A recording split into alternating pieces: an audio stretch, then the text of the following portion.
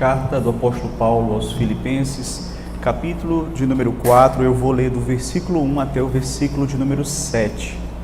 Peço que você acompanhe a leitura em sua Bíblia.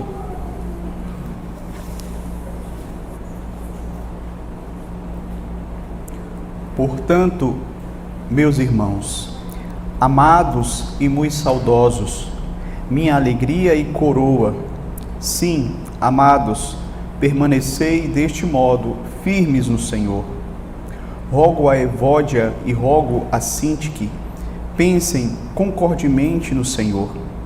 A ti, fiel companheiro de jugo, também peço que as auxilies, pois juntas se esforçaram comigo no Evangelho, também com Clemente e com os demais cooperadores meus, cujos nomes se encontram no livro da vida. Alegrai-vos sempre no Senhor. Outra vez digo, alegrai-vos. Seja a vossa moderação conhecida de todos os homens. Perto está o Senhor. Não andeis ansiosos de coisa alguma. Em tudo, porém, sejam conhecidas diante de Deus as vossas petições, pela oração e pela súplica, com ações de graças. E a paz de Deus, que excede todo o entendimento, guardará o vosso coração e a vossa mente em Cristo Jesus. Até aqui, queridos, a leitura da palavra de Deus. Nós vamos fazer uma oração nesse momento. Senhor Deus, agradecemos a Ti por ter falado aos nossos corações até aqui. Ó Deus, também Te agradecemos, pois sabemos que o Senhor tem ouvido os nossos louvores, as nossas orações, que a Ti são entregues através da mediação do Teu Filho amado Jesus Cristo. E nesta hora, Senhor, em que nós vamos ter o privilégio e a maravilhosa oportunidade de aprendermos da Tua Palavra, que o Teu Espírito esteja nos auxiliando, nos capacitando, nos iluminando neste momento, Senhor. Tira todo o empecilho, tira tudo aquilo que possa servir de entrave para o nosso entendimento, para a nossa compreensão. Torna, Senhor, clara a Tua Palavra. Desvenda os nossos olhos para que possamos contemplar as maravilhas da Tua lei. Sê com a vida daqueles que aqui se encontram. Que o Senhor abençoe a todos. Se há alguém aqui que ainda não Te conhece, que mediante a pregação e o agir do Teu Espírito possa ser alcançado pela Tua graça salvadora. Se há alguém também, ó Deus, aqui que já Te conhece, mas que precisa, Senhor, crescer, avançar nos temas que estaremos tratando nesta noite com base na Tua Palavra, nos ajuda, nos capacita, nos dá condições de podermos compreender, para assim praticarmos e glorificarmos ao Senhor cada vez mais em nossas vidas. Abençoe os irmãos que não puderam estar conosco, aqueles que estão acompanhando pela transmissão, que o Senhor possa usar a Tua Palavra para edificar vidas, estejam elas aqui ou em outro lugar. Assim eu Te peço que o Senhor possa agir usando esse Teu servo como instrumento em Tuas mãos para a glória do Teu santo nome. Assim eu Te peço e Te rogo em nome do Senhor Jesus Cristo. Amém. Meus queridos, por que é tão difícil ser feliz? Essa, sem dúvida, é uma pergunta que nos deixa um tanto quanto intrigados. Porque, veja bem, a busca pela felicidade é algo que está presente na vida de todos nós. E todas as pessoas, elas querem sim ser felizes. Você não vai encontrar alguém que não tenha esse desejo, que não deseje ser feliz. Por outro lado, quando nós olhamos para as nossas vidas, nós percebemos, queridos, que ser feliz não é algo fácil. Pois há várias coisas que que de algum modo se colocam como obstáculos para a nossa felicidade, como verdadeiros ladrões da nossa felicidade. Hoje nós teremos a oportunidade de meditar em um texto aqui da Palavra de Deus que trata justamente a respeito de alguns desses obstáculos à nossa felicidade, à nossa alegria, aqui, meus queridos, nesta vida. Por outro lado, queridos, esse texto ele também nos fornece diretrizes para que essas dificuldades elas possam ser superadas, elas possam ser vencidas e que assim possamos então alcançar a verdadeira alegria em nossa vida cristã. Veja, quando nós olhamos para a carta aos Filipenses, nós vamos perceber que esse é um tema bastante presente nesta carta escrita pelo apóstolo Paulo quando estava preso. E muito embora estando preso, ele escreve uma carta à igreja de Filipos, na qual, por diversas vezes, no decorrer da carta, ele vai dizer àqueles irmãos: alegrai-vos no Senhor. Então, quando nós lemos esta carta, nós vamos perceber que Paulo, ele fica, de fato, repetindo de maneira recorrente: regozijai-vos, alegrai-vos no Senhor. Falando a respeito, então, do tema da carta aos Filipenses, o autor Joel Bick, ele diz algo interessante. Ele diz assim: Paulo escreve para encorajar os crentes a perseverarem com alegria no Evangelho, a despeito das dificuldades presentes e das circunstâncias penosas, expressando a confiança de que Deus completará a sua obra iniciada neles. Então veja, esse é um tema muito marcante da carta aos Filipenses, é a alegria no Senhor. Paulo exorta os seus leitores a se alegrarem no Senhor, independentemente das circunstâncias, mas com a certeza e com a confiança de que a obra que Deus começou na vida deles, Deus vai completar.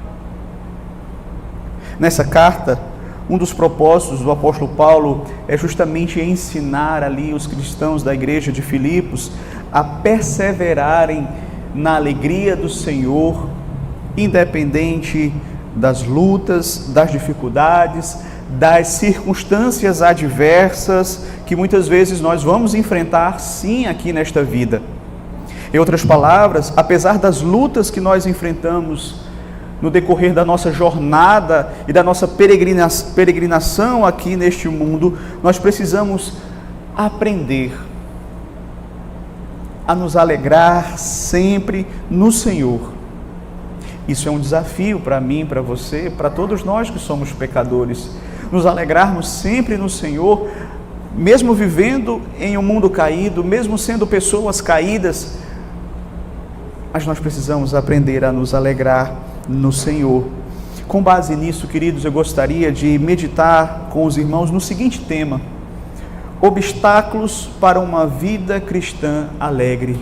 Obstáculos para uma vida cristã alegre.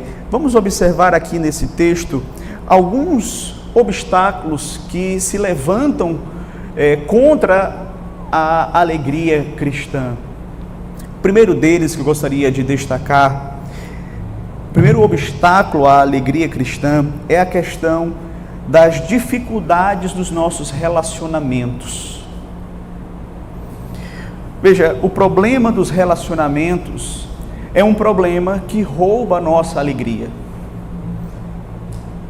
Seja dificuldades no relacionamento no nosso lar, entre os cônjuges, entre pais e filhos, seja no âmbito do trabalho, com o nosso chefe ou com os nossos colegas de trabalho, seja no âmbito da igreja, com os nossos irmãos em Cristo, ou com a liderança da igreja. Ou seja, problemas de relacionamento, eles tendem a tirar de nós a alegria. Eles tendem a nos deixar tristes. nos deixar angustiados, amargurados, infelizes. Paulo diz aqui no verso 1 o seguinte: meus irmãos, amados e muito saudosos. Paulo aqui ele vai demonstrar, meus queridos, amor por aqueles irmãos ali da igreja de Filipe. Paulo diz que sente saudades daqueles irmãos. Paulo sentia falta deles, era uma igreja muito amada pelo apóstolo Paulo.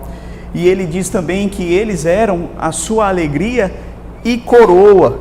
Ou seja, nas palavras dele, fica claro aqui, transparece com muita clareza que, de fato, Paulo gostava muito deles e sentia grande alegria por ver a obra da graça de Deus na vida deles. Aqueles irmãos, aquela igreja de Filipe, assim como as outras igrejas as quais ele também se relacionava e mantinha uma comunhão, uma relação de pastoreio, eram sem dúvida motivo de alegria, de contentamento e de felicidade para a vida do apóstolo Paulo. Isso fica claro na maneira como ele se reporta a eles. E essa felicidade, queridos, que ele quer, é justamente essa felicidade que ele quer aqui transmitir também aos seus leitores, aqueles leitores que eram tão amados dele, para que eles pudessem permanecer firmes no Senhor, diante das lutas, diante das dificuldades, diante das provações, que eles pudessem de fato encontrar a verdadeira alegria, para que assim pudessem então permanecer firmes diante das lutas, das provações, das perseguições e das adversidades desta vida. E é assim que ele vai introduzindo aquilo que ele vai tratar aqui no capítulo 4.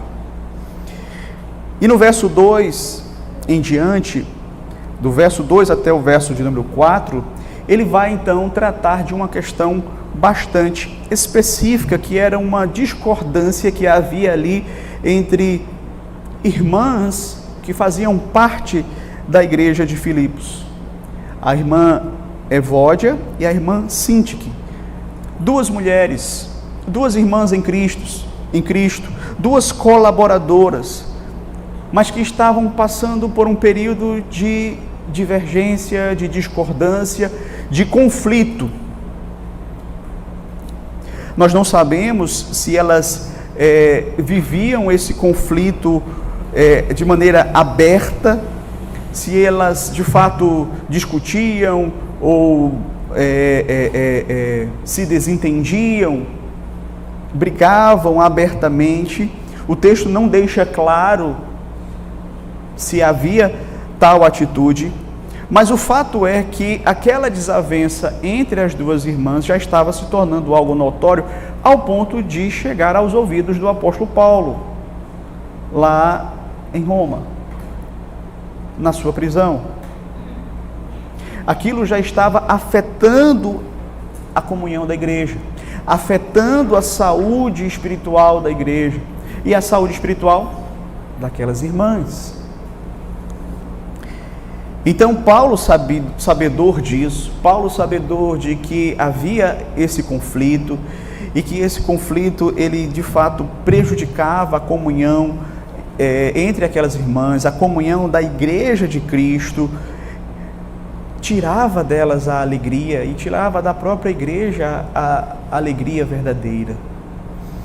Ele então vai aqui trazer algumas orientações, e ele começa justamente fazendo um apelo altamente emotivo.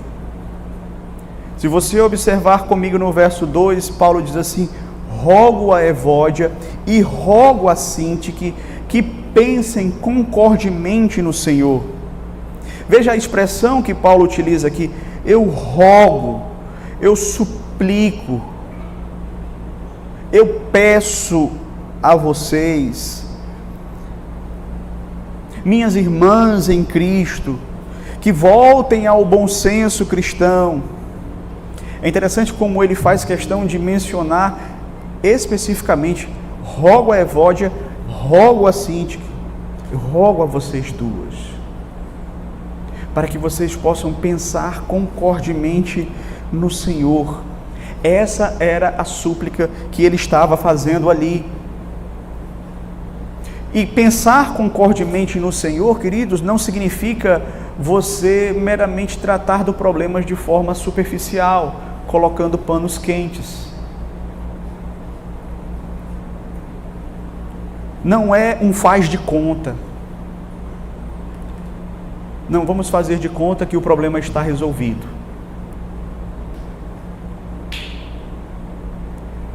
Antes, queridos, o que Paulo espera daquelas irmãs é que a situação fosse tratada biblicamente na raiz do problema. Elas teriam que pensar concordemente no Senhor. A ideia aqui é que elas deveriam pensar concordemente, ou seja, de acordo com os princípios do amor, os princípios da comunhão, os princípios da unidade cristã, do amor cristão, da paz cristã. Elas deveriam resolver as suas divergências biblicamente, com arrependimento, com confissão, com humildade, com aquela capacidade de abnegar-se, de negar a si mesmo em favor do outro. Tudo isso está envolvido aqui nessa questão de pensar concordemente no Senhor.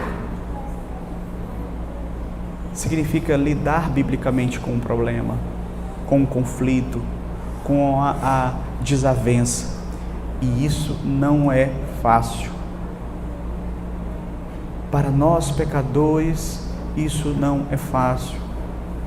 Muitas vezes nós colocamos em prática em outras áreas da nossa vida a Escritura, mas quando chega nessa área, nós temos a nossa própria maneira de tratar o problema, de tratar os conflitos, de tratarmos as divergências. E não é concordemente no Senhor muitas vezes.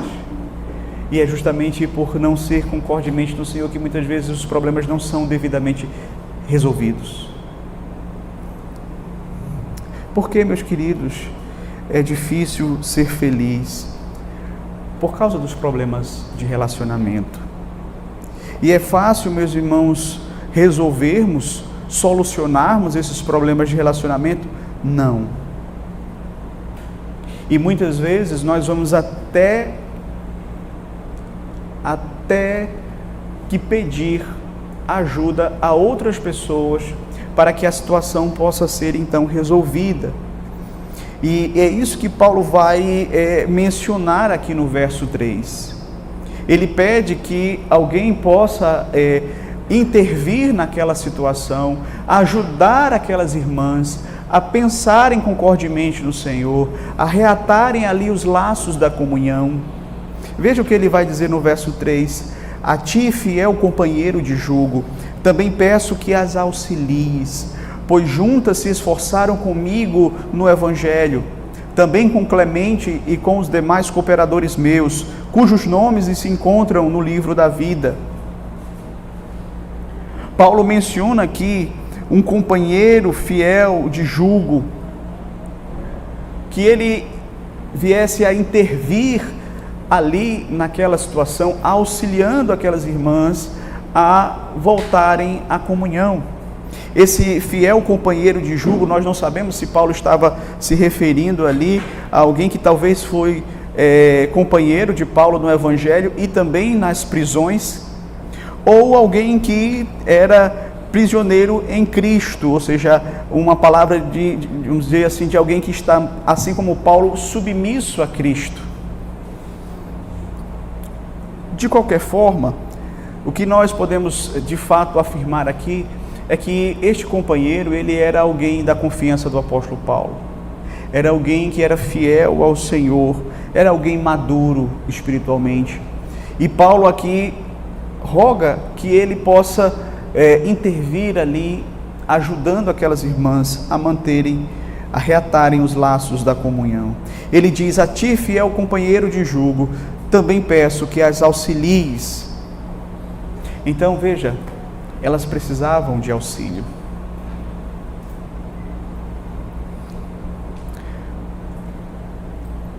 Quando nós temos a nossa felicidade roubada por problemas de relacionamento, às vezes precisamos de auxílio, não devemos hesitar em buscá-lo, não devemos hesitar em procurar um irmão, uma irmã madura na fé para nos auxiliar, para quem sabe sentar conosco, sentar com a outra pessoa, abrir as Escrituras e, à luz da Escritura, tratar ali o problema, tratar a dificuldade, resolver a situação, para que de fato haja perdão, para que de fato haja comunhão, reconciliação, para que a felicidade volte nos corações.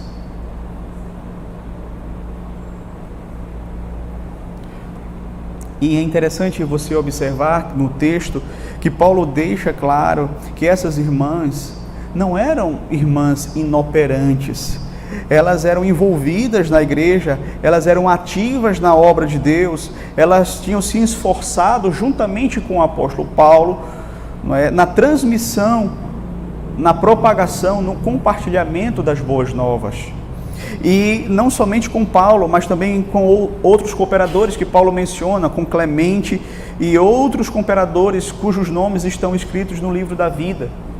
Então eram irmãs crentes, eram irmãs piedosas, eram irmãs que trabalhavam para o reino de Deus, mas que permitiram que surgisse ali uma raiz de amargura no coração, uma em relação à outra, e não estavam lidando corretamente com aquela situação.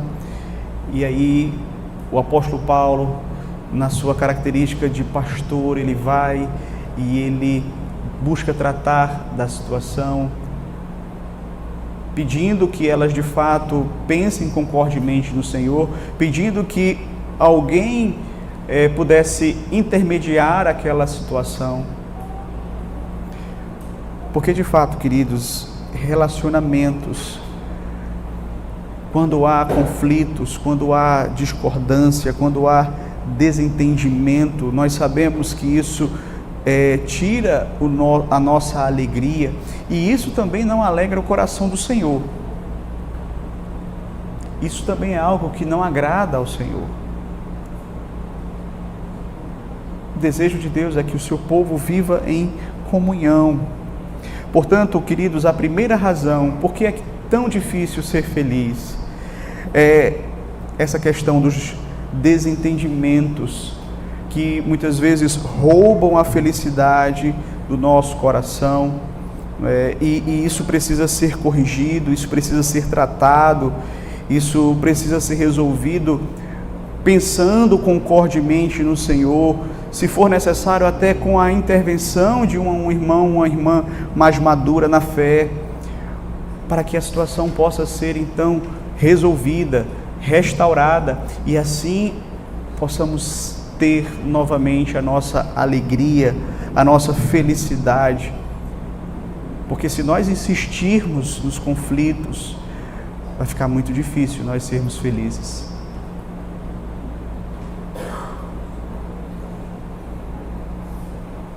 Segundo lugar, segundo obstáculo à alegria cristã, é quando não buscamos a alegria no Senhor. Então, muitas vezes, nós não somos bem-sucedidos em nos alegrarmos e sermos felizes verdadeiramente, porque nós não estamos buscando a alegria no lugar certo, no Senhor. Veja aí o verso 4. Alegrai-vos sempre no Senhor, outra vez digo, alegrai-vos.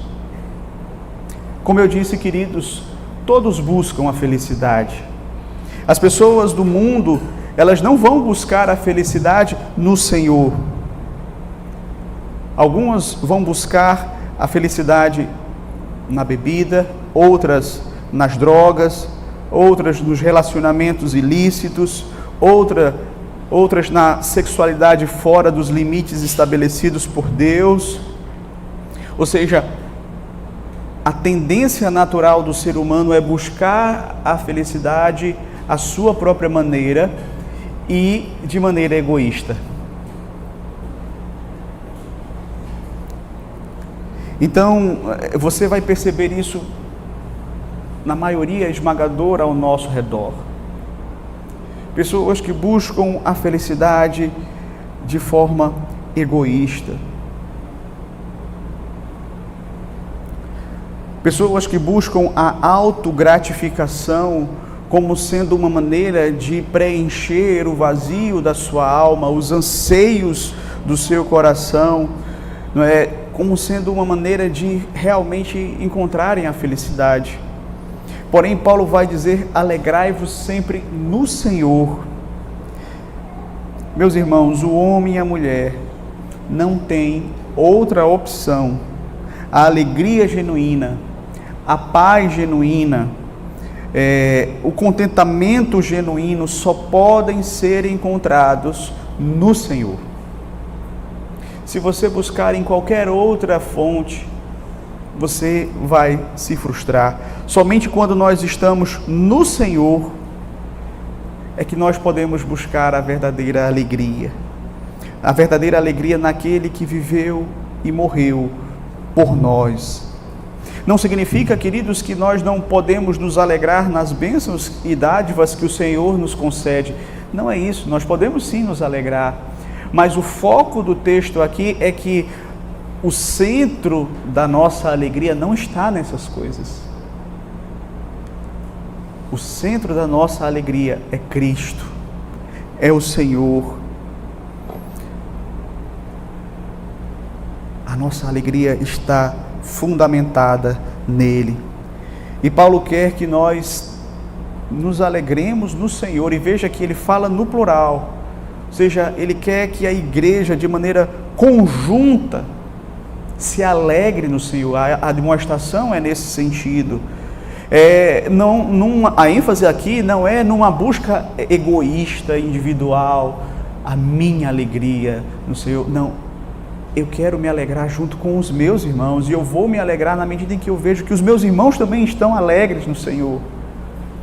E eu vou lutar para isso, eu vou buscar isso, para que a nossa alegria enquanto igreja esteja em Cristo. Por que é tão difícil ser feliz? Problemas de relacionamento, mas também porque a busca pela alegria verdadeira não é na fonte correta, não é no Senhor. E nós somos aqui instados pelo apóstolo Paulo a buscarmos a alegria no Senhor. E é interessante como ele traz uma ênfase aqui redobrada. Alegrai-vos no Senhor. Outra vez digo, alegrai-vos. Terceiro obstáculo à alegria cristã é uma postura errada que muitas vezes nós temos em relação às outras pessoas. É uma terceira dificuldade que muitas vezes rouba a nossa alegria. E você vai entender quando você olhar comigo aqui para o verso 5. Veja o que ele diz aqui: seja a vossa moderação conhecida de todos os homens, perto está o Senhor. Ou seja, outro obstáculo à alegria cristã é quando, ao invés de nós agirmos com moderação para com os outros, agimos de forma soberba. Achamos que seremos felizes se nós nos reafirmarmos. Achamos que seremos felizes se nós buscarmos a nossa própria exaltação, a nossa própria glória. Achamos que a nossa alegria está em nos exaltarmos. Paulo vai nos dizer: seja a vossa moderação conhecida de todos os homens. É difícil, meus queridos, ser feliz, porque às vezes nós não temos o que Paulo chama de moderação. E essa expressão, moderação, pode ser traduzida, não é, como lá está em Atos 2,47, como simpatia, como empatia, como gentileza, como tato.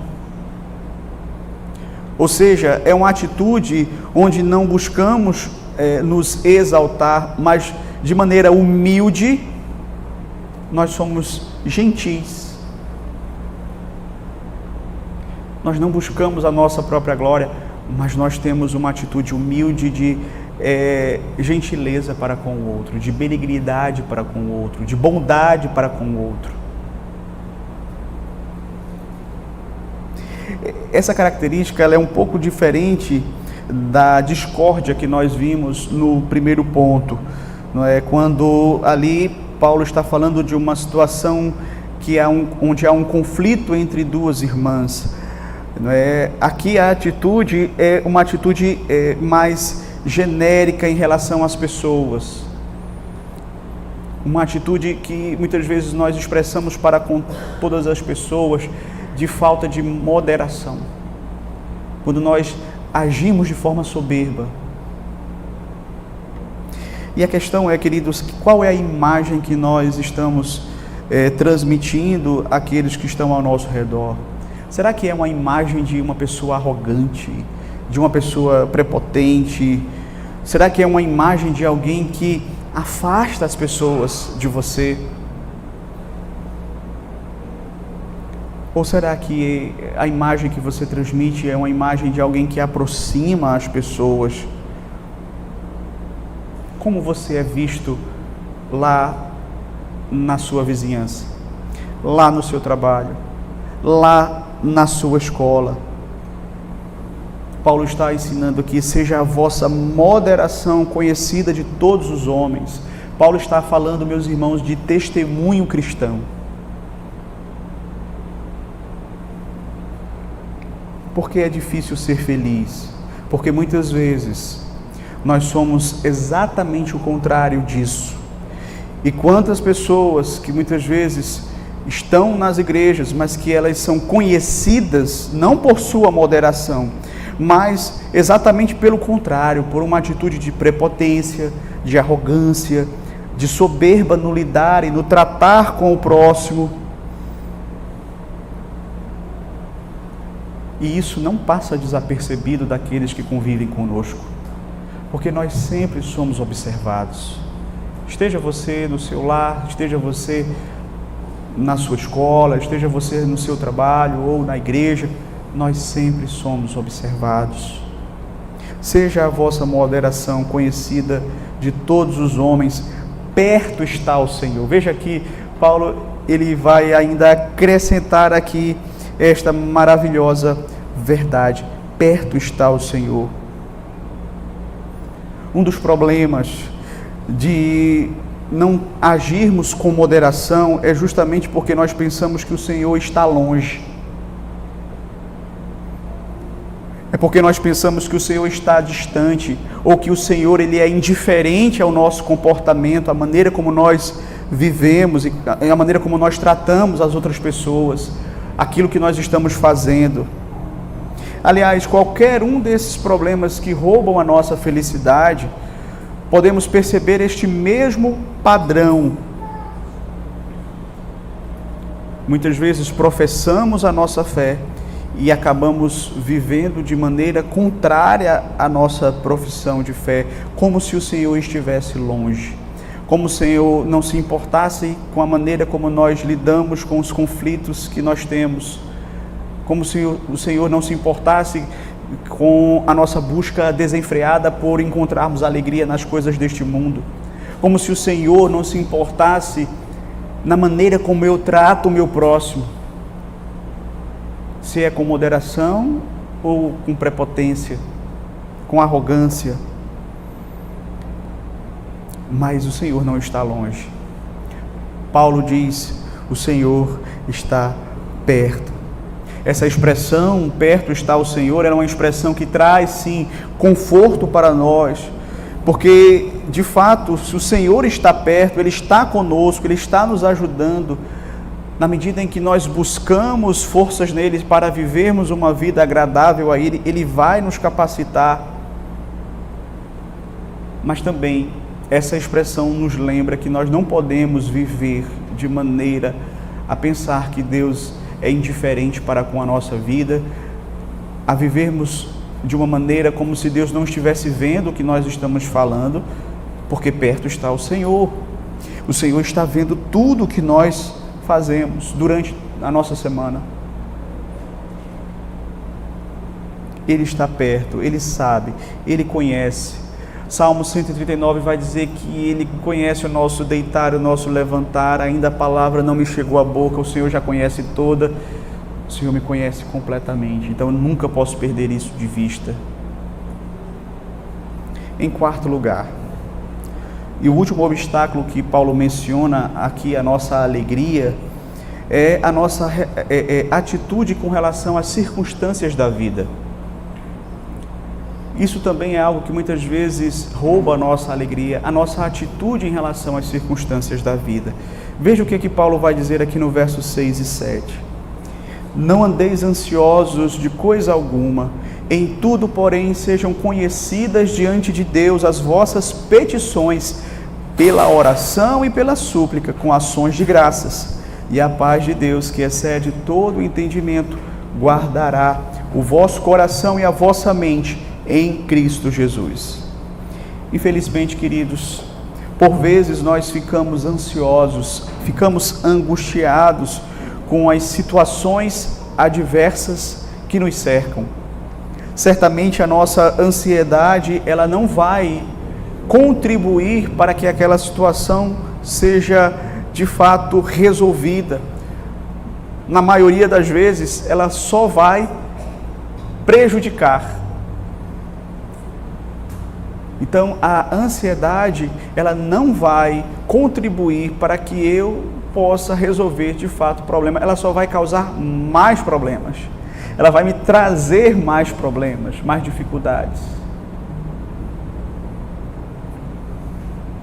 Se você não tomar cuidado, você vai estar tão submerso nas questões do seu dia a dia, nas preocupações que estão para além da sua capacidade de resolução, do seu alcance de resolver.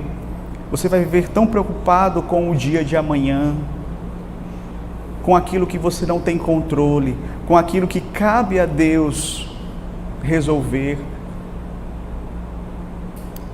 Você precisa entender que, de fato, a palavra de Deus nos orienta a não andarmos ansiosos por coisa alguma, seja a comida, seja a bebida, seja o alimento, seja a família, seja a casa, seja o emprego. Não andem ansiosos. Jesus vai dizer: busquem em primeiro lugar o meu reino e a minha justiça, e essas coisas vos serão acrescentadas. Então, muitas vezes, quando nós agimos para com as circunstâncias da vida de maneira ansiosa, sim, nós vamos ter a nossa alegria roubada. Isso vai tirar de nós a nossa felicidade no Senhor.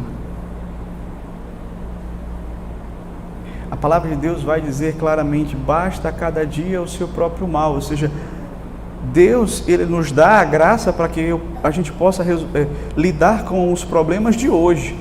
A graça para lidar com os problemas de amanhã, da próxima semana, Ele vai dar amanhã, Ele vai dar na próxima semana. Deus nos fez com a nossa estrutura para lidarmos com os problemas de hoje. Basta a cada dia o seu próprio mal, é o que o Senhor Jesus diz.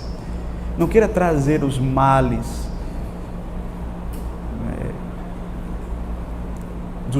do futuro para o dia de hoje.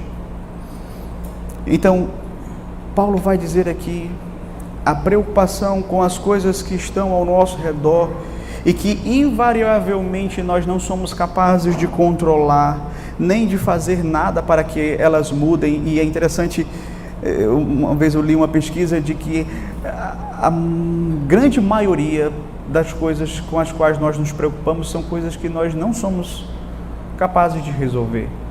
Ou seja, aquela preocupação, ela não vai adiantar de nada. O que ela pode trazer é muitos problemas físicos, não é? Enxaqueca, não é? Gastrite nervosa, não é? E por aí vai. Então nós precisamos tomar cuidado em relação a isso. Devemos fazer aquilo que o Senhor Jesus nos ensina lá em Mateus capítulo 6, buscar o reino de Deus e a sua justiça, e as outras coisas Deus vai acrescentar. E Paulo vai acrescentar outra lição aqui importante para que possamos vencer a ansiedade, que é a oração. Veja que Paulo vai justamente destacar isto aqui: não andeis ansiosos de coisa alguma, em tudo, porém, sejam conhecidas diante de Deus as vossas petições pela oração e pela súplica com ações de graças. Sejam conhecidas diante de Deus as vossas petições. Veja, Paulo não está dizendo aqui que nós vamos viver alienados dos problemas, fazendo de conta que os problemas, eles não existem. Mas nós somos capazes de entender que aquilo que cabe a mim fazer, eu vou fazer, mas tem coisas que estão para além da minha capacidade, estão nas mãos do Senhor, e nessas coisas eu preciso aprender a suplicar a Ele, a apresentar diante do trono da graça as minhas petições, aquilo que muitas vezes traz ansiedade, angústia, inquietação ao meu coração. A oração é uma arma poderosa para nós lidarmos com a ansiedade, meus irmãos. E Paulo justo mostra aqui claramente que você possa descarregar diante do trono da graça de Deus em súplica tudo aquilo que causa ansiedade ao seu coração. Mas tem um detalhe importante, ele diz assim: com ações de graças. E por que ele faz questão de dizer que eu devo colocar diante de Deus em oração, em súplica, aquilo que me angustia, que me aflige, que me traz ansiedade, com ações de graça? Porque eu sempre preciso estar lembrando, eu preciso sempre lembrar de que eu tenho motivos de sobra para agradecer a Deus. Isso precisa estar fresco na minha mente, isso precisa estar claro para mim. Eu não posso esquecer de que, por mais difícil que seja a situação que eu estou enfrentando, eu tenho muitos motivos e muitas razões para agradecer a Deus. Eu tenho provas do amor, do cuidado e do favor de Deus para comigo, principalmente em Cristo Jesus. E tantas bênçãos que nos são concedidas a partir de Cristo, bênçãos temporais que Deus tem me abençoado. Então, eu peço, mas ao mesmo tempo eu faço esse exercício de lembrar ao meu coração quem é o Deus a quem eu estou pedindo e suplicando. É o Deus que já vem me abençoando há muito tempo. É o Deus a quem eu devo gratidão por tantas bênçãos, tantas providências dEle, tantos livramentos dEle.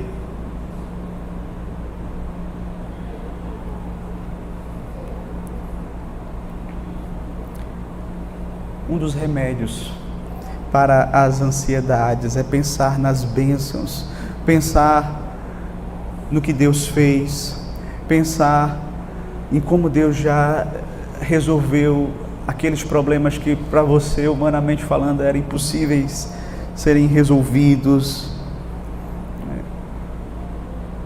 Pensar que Ele está segurando você nas mãos dEle, e que nada e nem ninguém pode arrebatar você das mãos dEle. Que aquilo que é mais importante, mais fundamental, mais essencial, que é a salvação em Cristo Jesus, ninguém pode tirar de nós. Ações de graças por aquilo que Deus tem feito na sua vida, por aquilo que Ele faz e por aquilo que Ele também fará. O que vai acontecer quando nós agirmos assim? Verso 7. E a paz de Deus, que excede todo o entendimento, guardará os vossos corações e as vossas mentes em Cristo Jesus. Ou seja, a paz de Deus, que não é uma paz humana, não é uma paz em que se está tudo bem eu tenho paz. Não, é uma paz que excede o entendimento humano. É ela que vai guardar o meu coração e a minha mente. Por que a mente? Porque a ansiedade acontece aqui, ó, na mente. Pensamentos diversos, temores diversos, preocupações exageradas. Mas a paz de Deus vai guardar o meu coração, a minha mente. Partindo para algumas considerações finais. Quando nós, queridos, nos conscientizamos de que não podemos continuar desagradando a Deus e procuramos acertar as nossas diferenças, procuramos não ter esses desentendimentos que prejudicam tanto a vida e que geram amargura e prejudicam a comunhão dentro da igreja, quando nós buscamos resolver as nossas diferenças interpessoais de forma bíblica, de forma concordemente no Senhor, de acordo com aquilo que o Senhor nos ensina, com respeito ao arrependimento, à humildade, ao amor. Aí sim, meus queridos, é que nós vamos então começar a ter um coração alegre, um coração verdadeiramente feliz.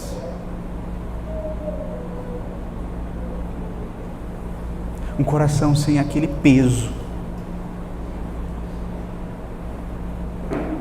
Quando nós buscamos a nossa felicidade no Senhor, e não nas coisas desta vida, e não em bênçãos temporais, e não nas dádivas que a gente sabe que só o Senhor pode nos dar, mas a nossa alegria nós a buscamos no Senhor Jesus Cristo, certamente, queridos, nós vamos ter uma alegria verdadeira, que independe de circunstâncias. Como disse o apóstolo Paulo, eu aprendi a estar contente em toda e qualquer circunstância. Sei tanto ter fartura como escassez, tudo posso naquele que me fortalece. Isso é uma alegria no Senhor, que gera contentamento genuíno, seja qual for as circunstâncias. Quando nós temos uma atitude correta com relação às pessoas, quando nós damos um bom testemunho, e esse testemunho é um testemunho de moderação e não de soberba, mas um testemunho fiel de Cristo, isso também traz ao nosso coração alegria. Aonde quer que nós estejamos, nós vamos ter de fato alegria de estarmos testemunhando de Cristo, de estarmos fazendo aquilo que Cristo nos manda fazer. Mas as pessoas elas vão nos perseguir porque nós, neste mundo, nós somos perseguidos, mas o seu coração em relação a elas, você não vai odiá-las, você vai amá-las, você vai orar por elas. E você vai estar em paz com Deus, e isso vai trazer alegria para o seu coração. Quando nós não ficamos ansiosos e angustiados por aquelas coisas que nós não temos o mínimo controle sobre elas e colocamos tudo diante de Deus, em súplica, em petição, com ações de graças, a paz de Deus vai inundar o nosso coração, a alegria verdadeira vai, de fato, brotar dentro do nosso ser. Em suma, queridos, nós podemos entender que o pecado, ele é um obstáculo à nossa alegria cristã. Nós mencionamos aqui alguns deles, certo? Mas na medida em que nós buscamos viver uma vida de comunhão com Deus, buscamos crescer nos meios de graça, buscamos priorizar o reino de Deus e a sua justiça, nós vamos sim aprender a se alegrar no Senhor cada vez mais. E seremos pessoas verdadeiramente felizes. Não uma felicidade de aparências, como você vê por aí, em que nas redes sociais as pessoas parecem ser as pessoas mais felizes do mundo, mas quem conhece ela de fato sabe que não é assim. Mas a alegria verdadeira, ela só pode ser encontrada em Cristo e na vida com Cristo e numa vida de temor e submissão a Cristo. Que Deus nos abençoe, que Ele nos ajude. Amém.